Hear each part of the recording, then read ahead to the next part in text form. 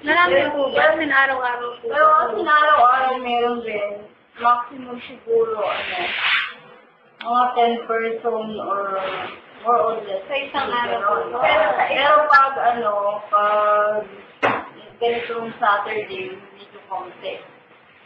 Pero na kung walang office. Usually, sino po yung mga papagawa ka?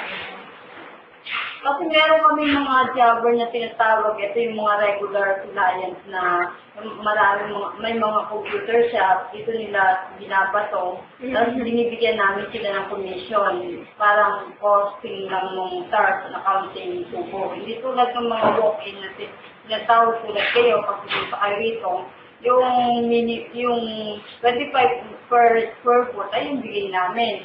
Pero dun sa merong mga shop na tumatanggap ng tarpaulin printing, meron silang jobber price or station price. Yung mga walk-in, usually, sino sila? Kunwari, Mga estudyante ng Lasal, Cisco, ganun yung mga napaka-birthday ng mga anak, nagpapalayout sila. Pero usually, mas maraming nagagawa namin yung project ng Inebra. Meron kasi kami jobber Inebra. Sila yung lahat ng project sa Laguna na Inebra hanggang sa Batangas, tuwa niya yun. Kaya dito pinapapulit. So, ang laki po pala nung yun. Ayun ate, kung willing ka i-share, Yung medyo confidential pero magkano yung ina-earn ng business per month at saka kung magkano yung salary. salary ng empleyado. Right? Dito tayo man. Sa naman, nagbibigay niya naman, kasi kung kukumputin mo rin, dahil free board and lodging itong mga tao sa rito, nasa minimum na rin. Pero yung kami, stay out kami, nasa minimum. Kumbaga, kaso, kung yung model, 12 hours, diba? Ano yung position? Accounting clerk. Magkano naman yung spend sa mga materials? Saka yung expenses na kunwari, electricity. Kung aanin mo siya, parang lang. Hindi naman, lalo na pagsasamahin mo, meron kasi 60 sulitin ka, meron siyang malaking kita. Minsan, one day meron siyang 30. Pero ngayon nowadays, maliit lang yung kinikitan, lalo na yung biglang lang sara. Yung pagbukas ka agad na lang sa milit, ang kaunti. Pero nung bakasyon, hindi maliit. Mas expected na malaki ang kita pag election or mga project ng mga bata. Napipilitan pa sila na mag-overnight. Pero ngayon, lalo na itong machine namin dito, nasira. Dinadala namin doon sa kabilang machine namin. Doon sa showroom. Oo. May showroom kami doon siya pinipili. Ano yung showroom? Nagbibenta na rin kami ng printing. Large format. Oo. Yung nag-expand siya. Ano ate yung sa tingin mo yung role ng science and technology? Ayun ngayon, di ba, pag noon, pag nag-print tayo, ang hirap kay kamay, di ba? Ngayon, pag marunong ka ng Adobe, o marunong ka tumuwa sa internet, madali mo na ma-layout, kahit anong image, makukopy ng technology. Kumbaga, yung technology talaga, kumbaga, kung anong image na na hindi kaya i-drawing ng tao, kayang i-adapt ng machine. Ayun yung advantage nun. Meron ba kayong mga empleyado dating nagmamanual?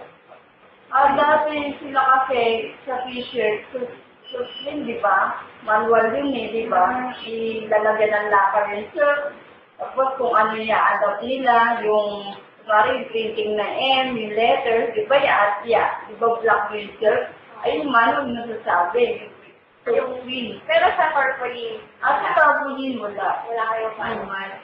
Pero sa tingin nyo, kailangan nyo ng mga artistic na tao para sa business. Natural, kasi yung sa graphic artist, doon ang babalik-balikan ng customer. Pag ginawa yung, kunwari, pa-layout sila, nagustuhan nila yung layout about dun sa idea na binigay ng graphic artist.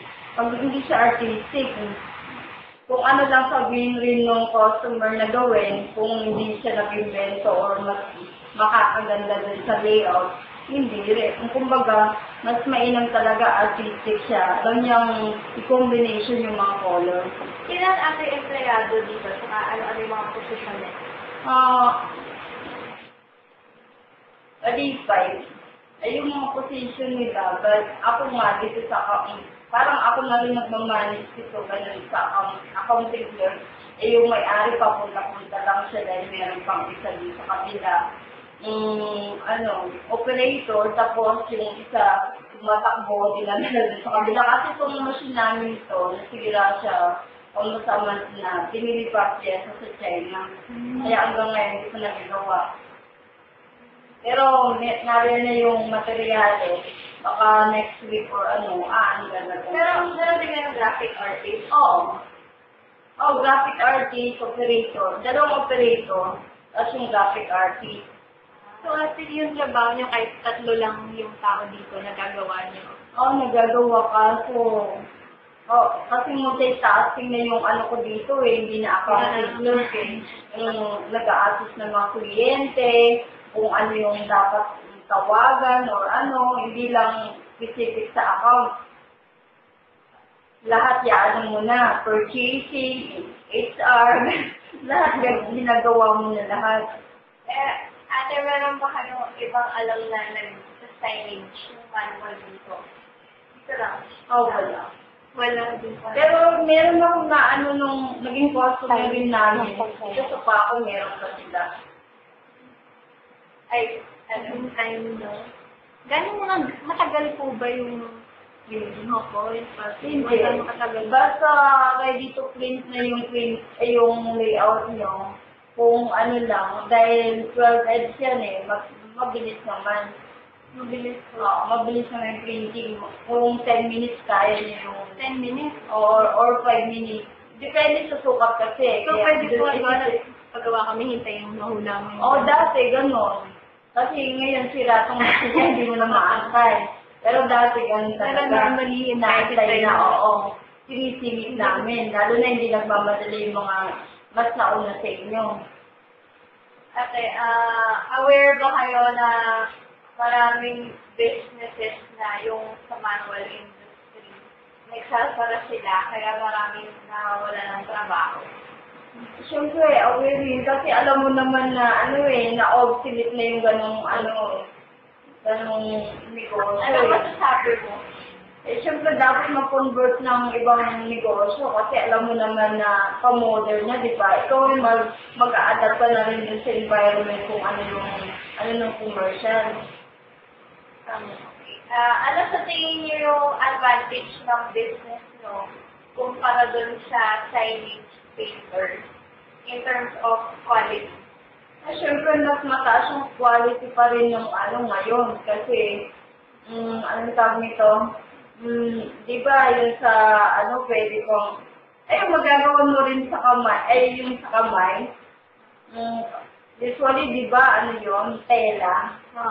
Hindi naman sila gumagamit ng tarpaulin. Ngayon, naging modern na, yun mismo machine na nag-print. Yun sa tela, pwede pa siyang, kumbaga, mangupas. Yung kupas siya.